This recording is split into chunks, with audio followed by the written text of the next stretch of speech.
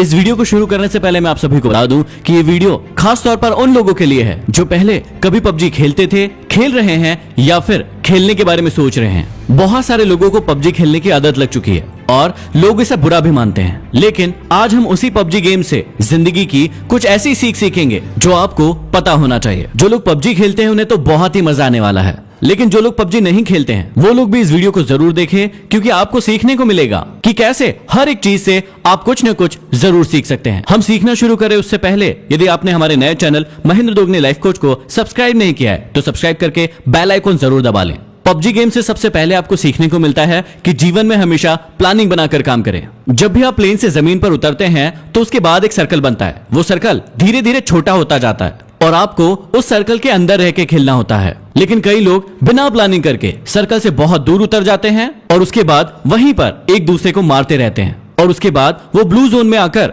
खुद ही मर जाते हैं और गेम को कंप्लीट नहीं कर पाते हैं। हमारी जिंदगी में भी यही होता है, हम लक्ष्य कुछ और बनाते हैं और किसी और चक्कर में पड़ जाते हैं। इसलिए हमेशा याद रखिए, अपने सर्कल पर ध्यान दीजिए और उस सर्कल की ओर आगे बढ़ते रहिए। दूसरी चीज जो हमें सीखना चाहिए वो है कि भेड़ चाल ना चलें। जब भी हम प्लेन से उतरते हैं तो बहुत सारे लोग ऐसी जगह पर उतरते हैं जहां पर पहले से बहुत सारे लोग उतर रहे हैं। इसका मतलब हम भेड़ चाल चलते हैं और भीड़ का हिस्सा बन जाते हैं और फिर ज्यादा देर तक सरवाइव नहीं कर पाते। हमारी असल जिंदगी में भी यही होता है। हम सफल लोगों को देखते हैं कि वो क्या कर रहे हैं और उन्हीं के जैसे करने की, उन्हीं के जैसे बनने की पूरी कोशिश करते हैं और अपनी पसंद और नापसंद को कभी भी ध्यान में नहीं रखते हैं। इसलिए हमेशा याद रखें कि भेड़ चाल का हिस्सा ना बने, नहीं तो आप ज्यादा देर सरवाइव नहीं कर पाओगे। अगली सीख जो हमें पबजी से सीखने को मिलती है कि जीवन में हमेशा जरूरी सामान को ही साथ में रखें और फालतू के कचरे को इकट्ठा ना करें। जब भी प्लेन से उतरते हैं कई लोगों को आपने देखा होगा कि सिर्फ वो सामान इकट्ठा करने में लग जाते हैं। जो भी चीज उन्हें सामने दिखती है वो उसे फटाफट उठाने लगते हैं। वो ये नहीं देखते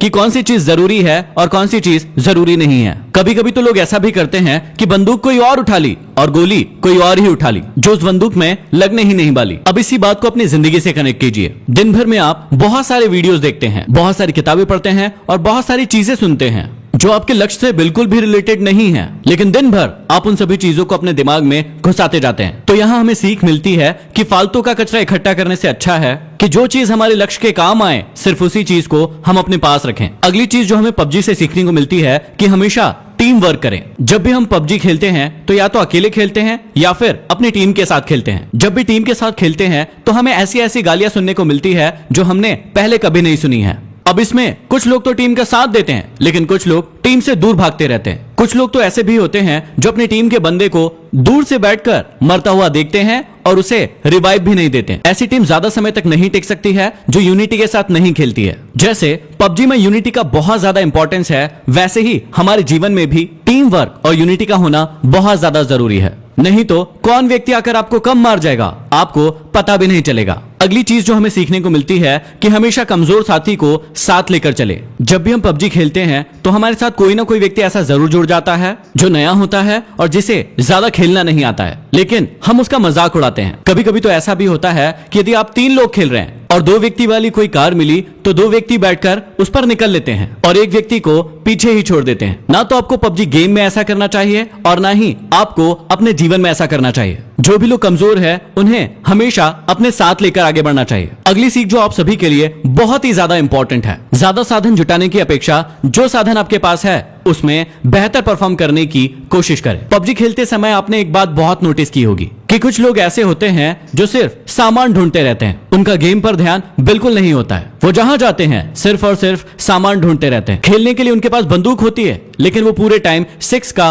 और 8 का स्कोप ढूंढते रहते हैं। उनके पास स्कारल बंदूक होती है, लेकिन वो पूरे टाइम कार 98 ढूंढते रहते हैं। और जब वो बहुत सारा सामान इकट्ठा कर लेता है तो सामने से एक ऐसा व्यक्ति आता है जो उसे छोटी सी गन से मार कर चला जाता है और उसका सारा इकट्ठा किया हुआ सामान लूट कर ले जाता है। इसलिए इस सीख को हमेशा याद रखिए, जो आपके खेल में भी काम आएगा और आपके जीवन में भी काम आएगा, कि ज्यादा साधन जुटाने की अपेक्षा जो साधन आपके पास है उसमें बेहतर परफॉर्म करने की कोशिश करें। अगली सीख जो बहुत ही ज्यादा जरूरी है कि हमेशा अपने आप को रिचार्ज करते रहें और हमेशा एनर्जेटिक बने रहें। आप सभी को बहुत अच्छे से पता होगा कि पबजी गेम में हेल्थ और ड्रिंक्स का कितना ज्यादा इंपॉर्टेंस है। समय समय पर यदि आप अपने आप को ड्रिंक नहीं पिलाएंगे, बैंडेज नहीं लगाएंगे तो आप बहुत ही जल्दी मर जाएंगे। ठीक इसी प्रकार से हमारे जीवन में भी होता है। हमें सिर्फ काम ही नहीं करते रहना है, समय समय पर अपने आप को रिचार्ज भी करते रहना है। अगली बहुत बड़ी सीख हमें पबजी से मिलती है कि शत्रु को कभी भी कमजोर ना समझे। जीवन में आपको कभी भी पता नहीं होता है कि सामने वाला शत्रु कौन है, उसके पास कितने साधन हैं, और ऐसा ही हमारे साथ पबजी में भी होता है कि उसके पास कौन सी गन है, उसके साथ कितने लोग हैं, उसके पास कितना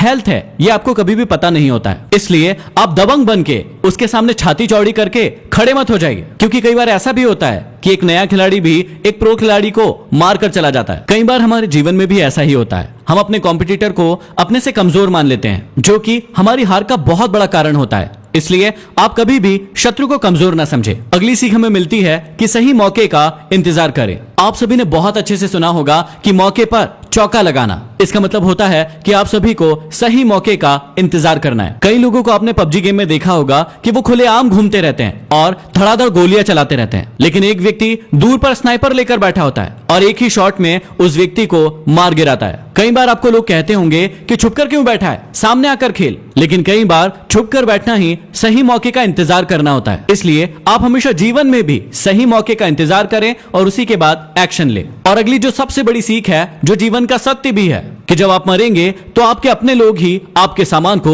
लूट कर ले जाएंगे। इसलिए जीते जी अपनी लाइफ को पूरी तरीके से एंजॉय कीजिए। जो भी साधन आपके पास उपलब्ध है उसका पूरा उपयोग कीजिए, क्योंकि मरने के बाद तो लुटेरे बैठे ही हैं। तो ये कुछ सीख थी जो हर इंसान को पबजी गेम से जरूर सीखना चाहिए। इस वीडियो को हर पबजी खेलने वाले तक जरूर पहुंचा दीजिए ताकि वो बहुत कुछ सीख सके। इस वीडियो को लाइक कीजिए। यदि अभी तक हमारे नए channel Mahendra Dogne life coach को सब्सक्राइब नहीं किया है तो सब्सक्राइब जरूर कर लें और बेल आइकॉन दबा लें। अगले वीडियो में फिर मिलते हैं। धन्यवाद।